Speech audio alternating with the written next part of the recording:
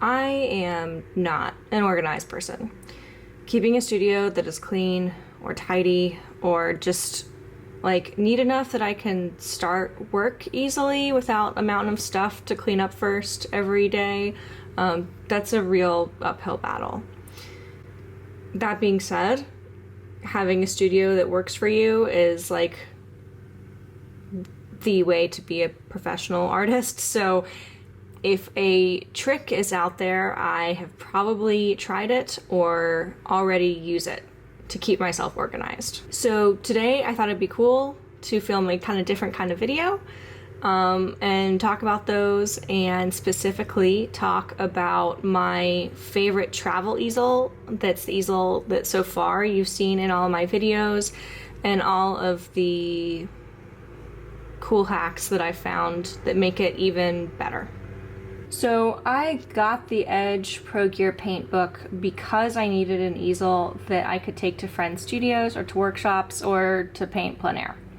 And at the time, I didn't really have a good big studio easel either, so it also became like my main workhorse. So I was already familiar with French easels and a lot of different types of travel easels. Basically, if it exists, I've probably at least seen it. I might not have tried it, but there were a couple things that really made the Edge stand out to me. Now, before I talk about those, I will say, because people have asked before or commented, the Edge does not really have storage space, so you can't store tubes of paint, brushes, or panels in it. But the reason I liked it was because it was super compact and I didn't really need that storage space. I knew that I would travel with the Edge in a regular backpack because it basically has a laptop form factor. So I figured, okay, I'll just put the brushes and the tubes of paint in the backpack. And then I have separate wet panel carriers. But there were several things that set it apart aside from just being small. So I really liked that you could attach an LED light to the top, which I will talk about later. And there were a couple things that I found out after I started using it that like totally sold me on this easel, more so than I already was. And we're gonna talk about those today. The main two things that I love about this easel that set it apart for me are, one, the magnets that are built in throughout it, and then two, the LED attachment. So here you can see there's like a magnetic trim that goes around the easel, and then there are additionally magnets that are somewhat hard to see in a grid pattern, kind of at like the core of the back of it. And up here is the LED light.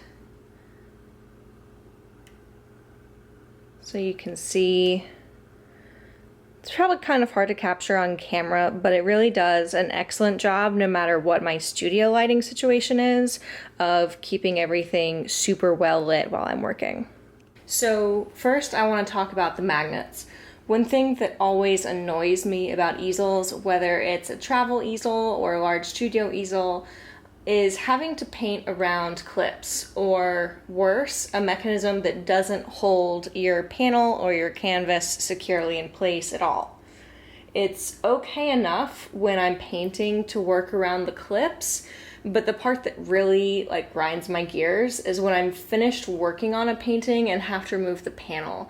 I'm always afraid that I'll accidentally drop the panel onto my palette full of paint, or even in the best case, I'll put my fingerprints on the wet panel as I loosen the clips to get the panel out. So I forget when I bought it if I kind of fully understood the magnetic backing or if that's something that drew me to this, but it was one of the first things that really excited me once I had the easel in hand and was trying it out. I was definitely somewhat skeptical at first, even though I was excited to try it. But once I stuck the panels on there, even heavier panels like ACM, in addition to the somewhat light MDF panels, they just did not move. Like, I could get them on and off easily, but if they were stuck to the canvas, they were not going to move unless I wanted them to move. And best of all, there was nothing to paint around, and it's really easy to take them off in a way that feels like clean, and it feels honestly like more secure and safe than having to loosen clips.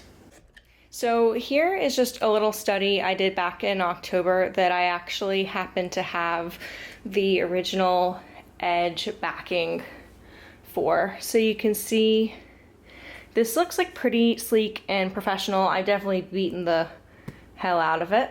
And you can also see where I dug through to figure out what it was actually made of. But other than that, I thought that this looked really clean and really nice. And you could potentially leave it on the back of a painting and give it to a client and have that look really professional. But I thought that there was probably a much cheaper and more reusable method than just getting a bunch of these. I thought the sample magnetic back that they send you is actually really cool. But I had no need to leave them on after every use and thought that there would be a much more cost-effective way to make these, and it turns out that there is. So after tearing apart, well, maybe not apart, but after kind of digging into the magnetic backing sent to me by Edge with the easel, I found out that it's really just an ultra thin metal sheet that's sandwiched in black craft paper with an adhesive film on one side.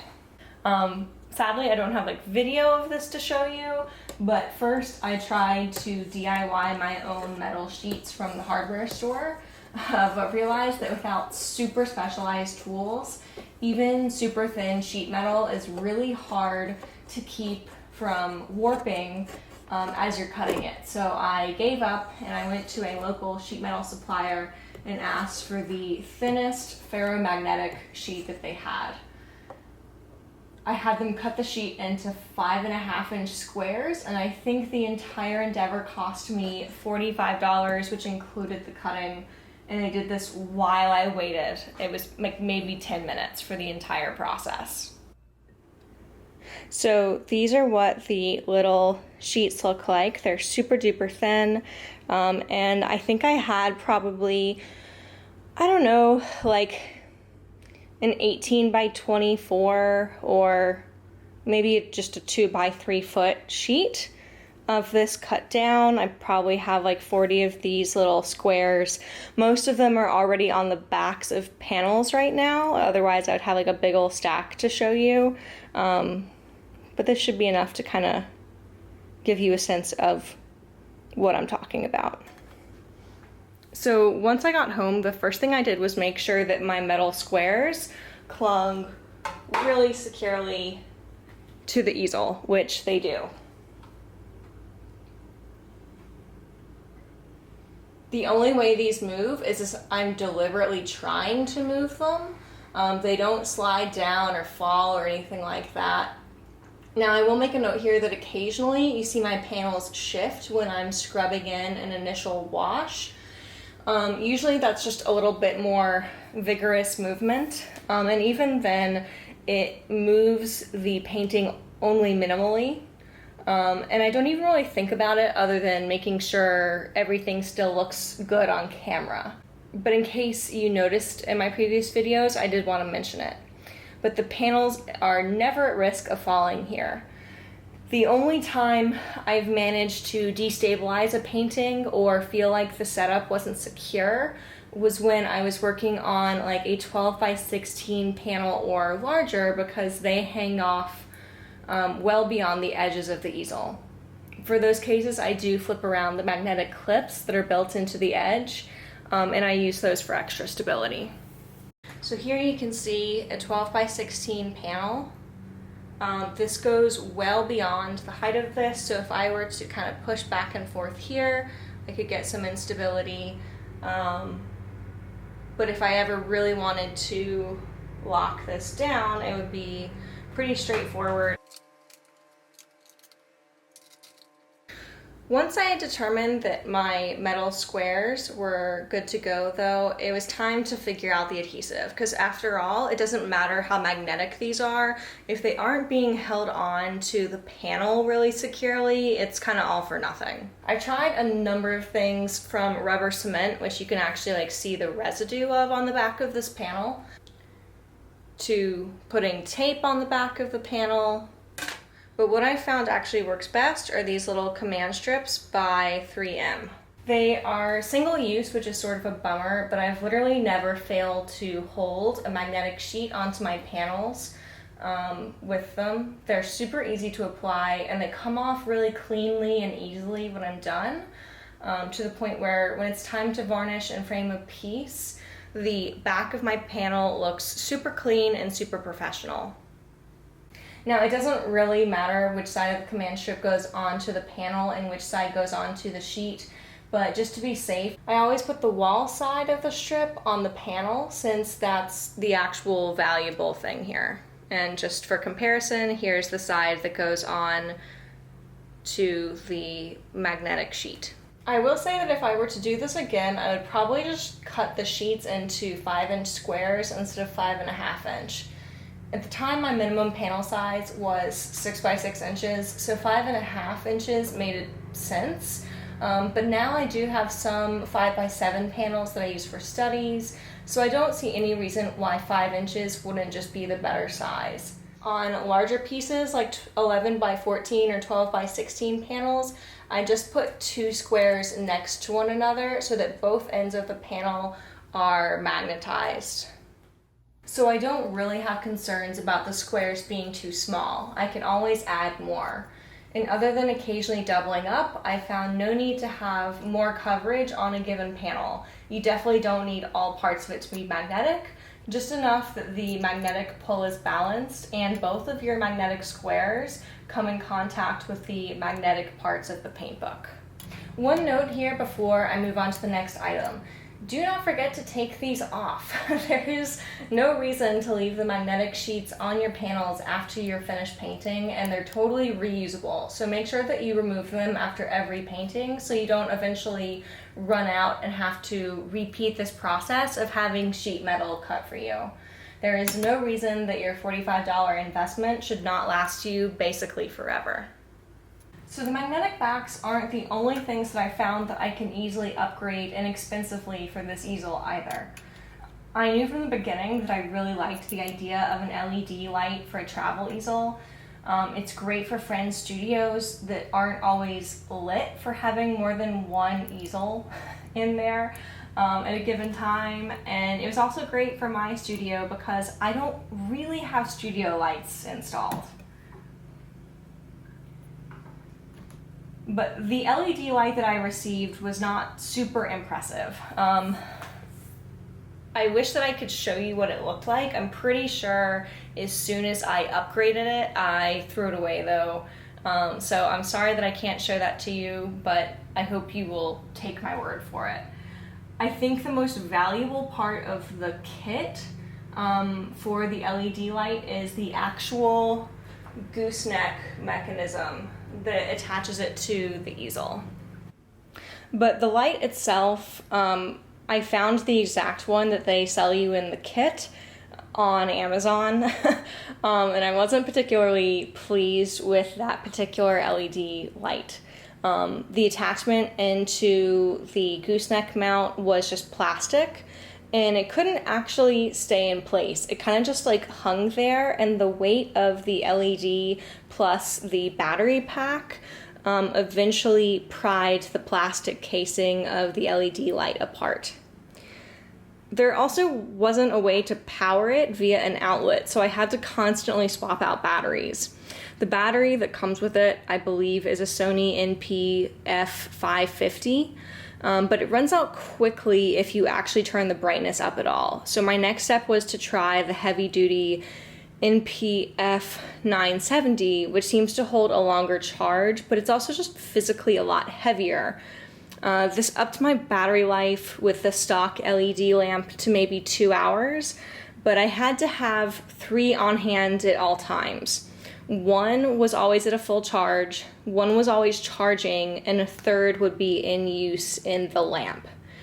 This was not a brilliant way to spend my money, and it also further taxed the joint where the LED lamp attached to the gooseneck mount for the easel until it finally just could not stay in place anymore. The joint had deteriorated so much. So I finally upgraded. I found a larger LED panel that had the same, if not better, tech specs as the one from Edge, and that also came with a power cord in addition to the battery slot that's on top of it. Now I have my old batteries still in case I want to bring this to a friend's studio to paint, but in my own studio I use the power cord, and man, it works great. I picked the LED panel that Adam Savage uses for his workbench lights over on his YouTube channel Tested, which I will link below. Thankfully, I didn't need to do the whole setup that he has, even though it looked pretty straightforward. I just don't have that many tools and don't have that much experience with electrical stuff, but it turns out that the LED lamp that I ordered, it worked exactly the way I wanted it to, straight out of the box. And it had a really nice high quality attachment piece that attaches the lamp to my gooseneck mount that's from the original LED lamp that I bought from Edge. Now the LED panel no longer just hangs there, and instead I have full control over its position, plus it never just shuts off and dies on me. So if the people from Edge are watching this, please consider upgrading the LED that you sell in that kit to the one that I'm linking below. It's a little bit bigger, much nicer, and I love being able to plug it in as well as having the battery option, and the attachment piece is so much better than the one that came with the kit originally. One other upgrade that I made for this is that I actually just did my own research on tripods and found a used Manfrotto 190CX Pro 3 rather than buying a tripod off of the Edge website. I also got a Manfrotto 496 RC2 ball head with quick release so that I could easily mount the Edge onto it. I'd highly recommend a quick release mount for the Edge if you plan to use it on a tripod. Obviously, I have it sitting on my desk right now, but of course I use the tripod whenever I'm at friends' studios or painting plein air. The last thing you want to have to do is to literally screw the Edge Paintbook onto your tripod, so it's just super awkward, and I found that the quick release was great. And those are my top hacks for my Edge Pro Gear Paintbook. I really love this piece of equipment. It has given me so much inspiration for other ways that I can upgrade and enhance my studio and my workflow. For instance, I'm already kind of thinking about making a magnetic board for my large studio easel, and I appreciate everything that I've learned about studio lights through this process that I can keep in mind as I further design and upgrade my art studio. I'm linking everything that I've discussed here in this video, minus the sheet metal, in the description below. Now, my best advice for sourcing the sheet metal would be to Google a sheet metal supplier in your city and give them a call and ask what the thinnest ferrous sheets that they have are, and what the cost would be to purchase one sheet of it and have it cut into 5-inch squares. If you have any questions about the Paintbook or want to share your own hacks for it, comment down below so that I can answer your questions or try out your tips and tricks. And if you found this video helpful, I hope you'll give it a like so that other painters can find it as well. Finally, don't forget to subscribe and hit the notification bell so you don't miss any upcoming videos or live painting streams. Until then, thank you for watching, stay safe, and happy painting.